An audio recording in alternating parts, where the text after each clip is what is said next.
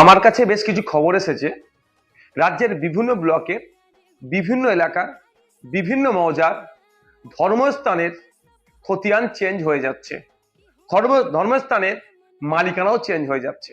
যেমন মন্দির, মসজিদ, ঈদগাহ, কবরস্থান, শ্মশান, গুরুদুয়ারা, চার্চ, যারা আছেন, যারা দেখভাল করেন, তাদের উদ্দেশ্যে আমি বলবো এগুলোর একটু সার্চ করে দেখে নিন, সার্চিং করে দেখে নিন যে মন্দিরের জায়গাটা ঠিকঠাক আছে না 1 নম্বর খতিয়ানে চলে গেছে, মসজিদের জায়গা ঠিক আছে না 1 নম্বর খতিয়ানে চলে গেছে। ঠিক একইভাবে শ্মশান, কবরস্থান, গুরুদুয়ারা, চার্চের যেগুলো জায়গাতে আছে এগুলো একটু লক্ষ্য রাখুন।